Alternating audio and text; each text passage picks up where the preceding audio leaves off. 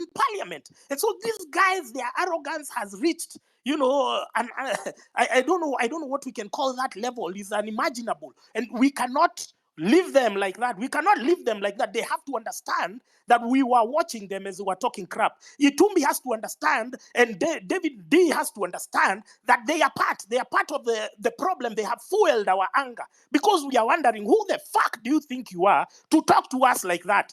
Do you pay my salary? Do you pay my rent? Do you pay my electricity? Who are you? Who the fuck do you think you are that you can come to talk to us like that? And so this anger has to boil, has to end up at outside the presence of parliament. If we are not doing that, then it's an exercise in futility. So that was where my anger was coming from. Is that why aren't we not breaching? I have heard Wanjeri telling people not to confront the police, and that is equivalent to selling fear.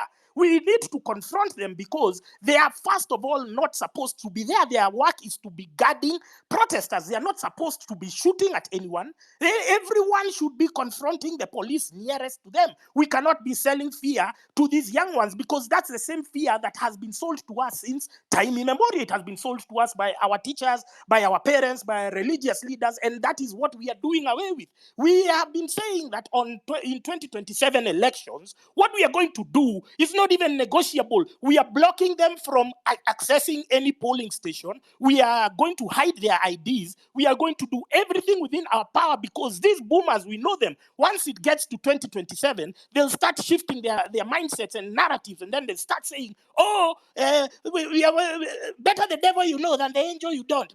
We know them because this is how they've been kept in a constant state of oppression by the successive regimes since time immemorial. That is what they have done during the Kibaki era, and we know the government has been accumulating all this money so that it can come and flood them in their churches. So the fight with churches is a holy one, is a holy war that must be taken seriously by everyone because these churches have entrenched all the bad governance in this country. They have become pathetic people. They are no longer even serving the noble cause of, you know, spirituality and humanitarian purposes. You saw even when we had floods, the church never even came out to donate or to tell people you can shelter in our compounds or facilities. They have become commercial enterprises, and that's the problem with capitalism. Capitalism now rears its ugly head even through our most intimate spaces like the churches. The churches is where you go and become, and now you're seeking the, after a long week, you're seeking just spiritual nourishment. And now the politicians invaded that because they know the people who are attending mass or attending church are at their most vulnerable. And so if they go there and crack two silly jokes, bribe the pastor, the bishop, the who, then it's a win-win. So we have to take care of those, can we call them accessories of corruption, which include the church. What we are saying is on Tuesday, again, because I was protesting from Thika, I know there were protests on Thika Road and other parts of the town. On Tuesday, the protest organizers, if you are unable to occupy parliament, then what will happen? On Thursday, now as we are going to walk, we are pledging to walk from our respective towns. If it's Thika Road, there are people in Juja, there are people in Roiro, there are people in Githurai, in Kahawa, in Kasarani, all those places.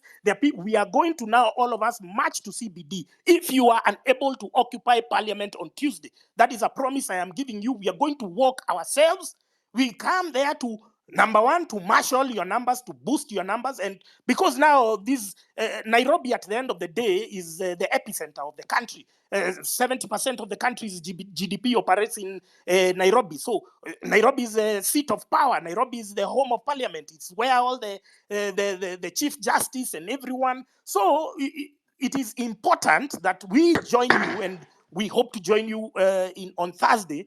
And then finally, I would like to exercise caution against people who are trying to hijack the movement. I've been seeing funny tweets about Matiang'i, I don't know Uhuru, I don't know what. Why are you mentioning those people while they have been in government? They have been unable to deliver to us as young people. They introduced a flawed curriculum like CBC. They did a lot of things. They asked you to get vaccinated when you knew the risks of those things. And then they implemented a curfew and a lockdown, which now finished us completely, finished our our economic capacities completely. Why would you then try and insinuate them in a movement for the people by the people? Come on, please, people, be serious. We are moving forward. We are not going backwards. We are not reverting to our oppressors. That's all I have to say. Thank you very much for having me today.